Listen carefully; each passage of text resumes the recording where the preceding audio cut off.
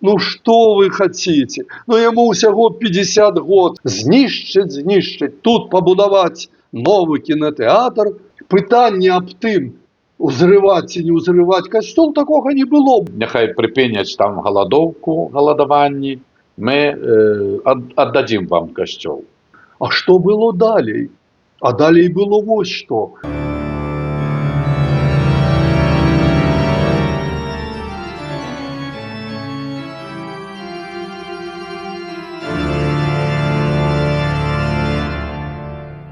Хвала Єсусу Христу!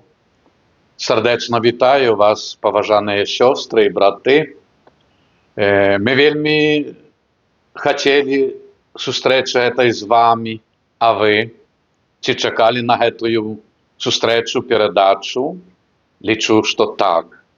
І дякувати доброму Богу, що про цю передачу «Голос душі» ми можемо кришечку поміж собою вести таку розмову, розважання, і в контексті, певна, слуги Божа Едварда Войніловича, вокруг якого завжди йдуть ось ці всі наші зустрічі, бо як і вокруг Червоного костьола кипить життя, а святиня зіхотить і взносить до Бога свої мольби, благословення Божого і Божого пробачення. І сьогодні у нас на зустрічі так само присутнічає вельми поважаний, вельми заслужений кінорежисер, письменник Владимир Орлов. Сердечно вітаю. Шановний господар Владимир, певно, сьогодні я так само чекав на цю зустрічу, бо тут іде уже така розмова більш такої, звісно, візуальної конкретики, кінофільми, кіностужки. І ми би хотіли почути від вас, від першокриниці, бо многі, напевно, оглядали ці фільми про телебачення, але як вони створалися, як ви ці і ідеї свої, наші, як ви це все поставили на таку сценічність, на такое узвище, що люди глядели и до конца глядели кинофильм. Владислав Матвійович, у мене така думка, що шмат які святині і на Білорусі, ну і увогуле у світі, церкви, костьоли, храми усялякі, побудували, і вони спокійно стоять стагоддя, другое, п'яте, сьоме. А Червоний костьол за 100 годов свого існування, ось така скручена, то трагічна, то радісна історія. Ну ось почнемо з того, що неяк, як ви вже казали, десниця Божья уберегла у чорную навалу, у войну, у Великую Отчинную, неяк уберегла Червоний костьол. Не зруйнували нічого, так як стояв і стояв. А що було далі? А далі було ось що. Ніяких фотоздимків, ніякої хроніки не було. Але ви ж ведаєте, що заховується у 4 храмах у бібліотеці Червоного костьола, у бібліотеці Адама Міцкевича. І я розтлумачу тепер це нашим телеглядачам. Справа в тим, що була заборона фотографувати, а тим більше здимати разбураний Мінськ, тільки з дозволу, тільки як узнавляється, тільки як відбудовується, ніяких руїнів, нічого.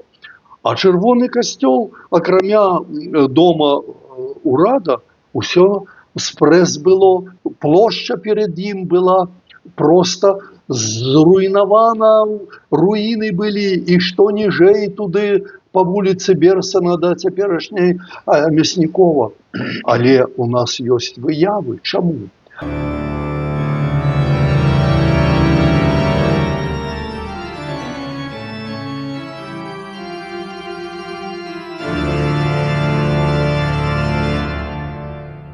быў такі падлетак Толік Наліваеў, які хадзіў у студыю мастака, у дом піянераў, мастака Каткова.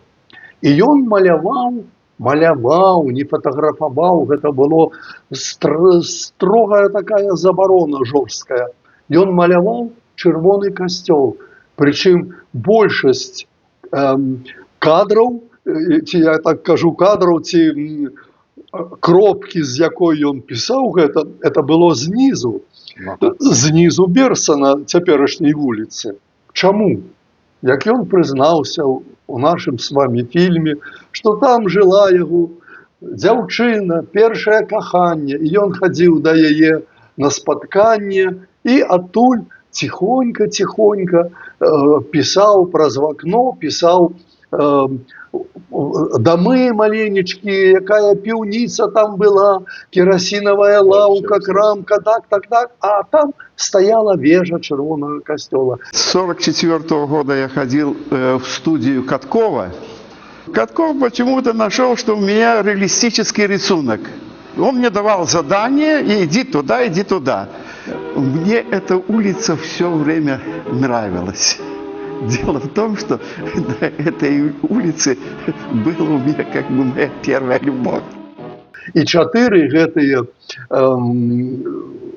гуашныя карціны, калі я вам сказаў, што ў Наліваева дома гэта ёсць, вы сказалі, неяк трэба набыць гэта ўсё.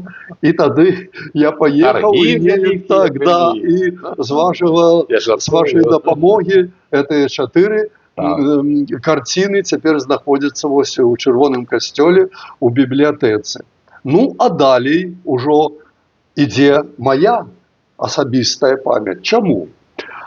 Перад вайной у 40-м годзе з Ленінграда кінастудыю «Беларусьфільм», якая там мясцілася чамусьці, у Ленінградзе мясцілася кінастудыя «Савецкая Беларусь», «Белгоскіно».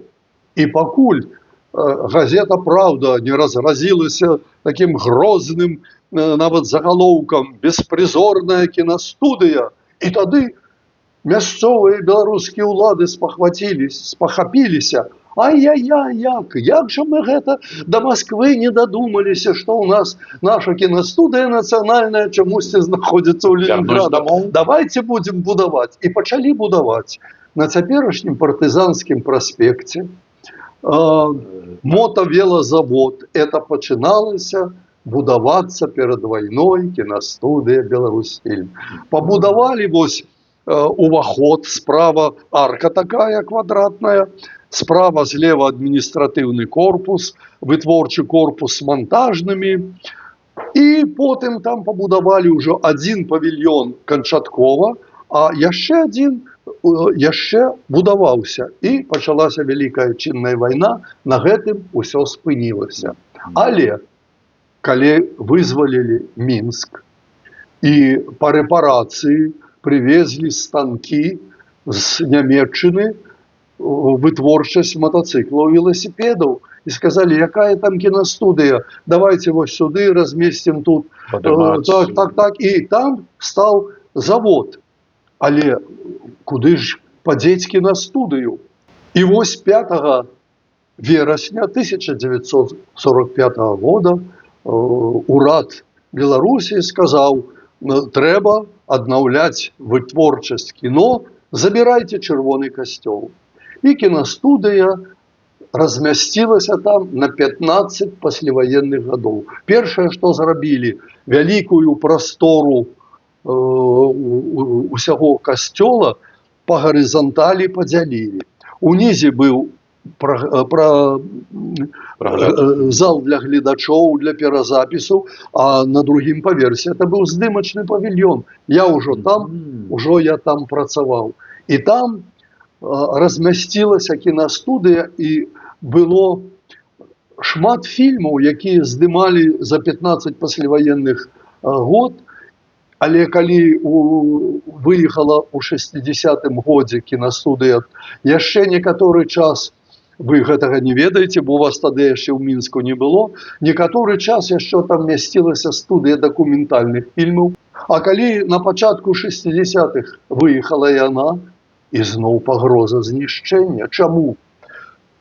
Генеральный секретарь ЦК КПСС, дорогий Никита Сергеевич Хрущев, сказал, что неўзабаве я покажу по тэлебачанні апошняга папа. Это ніякі не секрет, это чуў весь советский народ.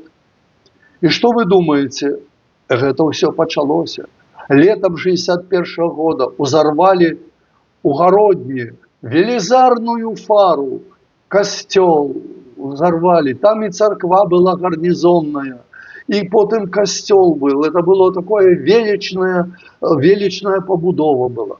У наступным 62 году у Витебску взорвали церкву Благовещенскую 13-го стагоддзя. Люди, разумеете, яна вытрымала нападок шведов, французов, поляков, не аднойчы немцев, и неяк ацалела. Не ацалела только от дурости, от жорсткости генерального секретаря и от секретаря обкама. И церква гэтая у 62 году была заруйнована. И быццам такая насмешка, была табличка, что гэта рэшткі церквы ахоўваюцца дзяржавай. Ну, цяпер, дзякуй Богу, яе ўзнавілі, ну, але это, конечно, это новобудоўля. Ну и вось такая же, вы яшчэ, пэўна, толькі по гісторыі ведаеце, такая же навала навісла пагрозай над Чырвоным касцёлам. Знішчыць, тут пабудаваць новый кинотеатр, все. И уже были планы, проекты, что на этом месте побудовать. Пытание об тым, узрывать и не узрывать костел, такого не было, бо уже ясно было, что узорвать, знищить и все. Кажут, что громадскость отстояла, каб гэты касцёл застаўся. Не, Владислав Матвеевич, не, мои дорогие люди. Громадскость СССР нічога ніколі не вырашала. Гэта вырашылі два чалавекі.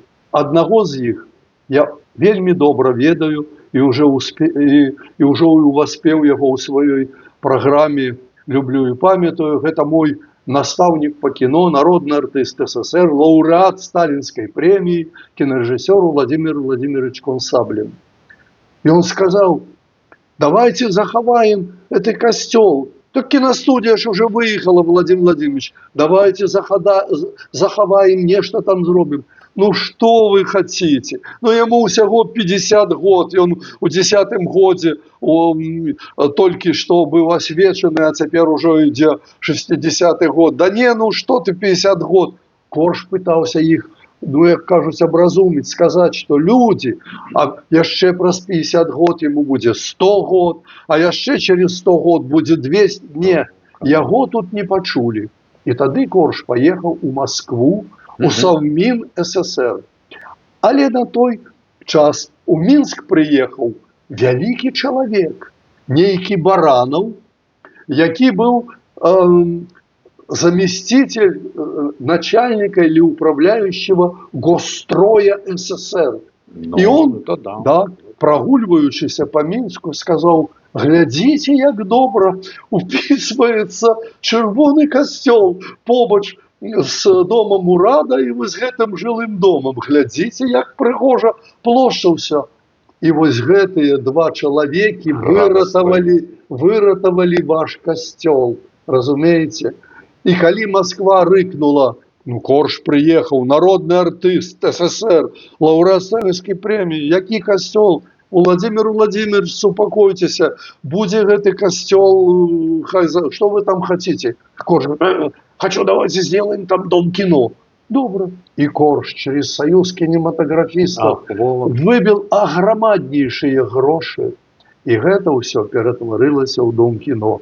И той вітраж, які цяпер ёсць, и вокны ўсе, шыбы гэтыя ўсё каляровые, гэта ўсё ўжо дзякуючы таму, што там был дом кино, и гэты касцёл, у якім размясціўся дом кино, 20 год яшчэ быў, да якога, калі мы ўжо прыехалі сюда, гэта ўжо быў наш дом кіно, Да. які потым ужо вярнулі вернікам. Ну вось такая першая старонка этой пасляваеннай гісторыі, і я думаю, што далейшая гісторыя ўжо будзе за вамі.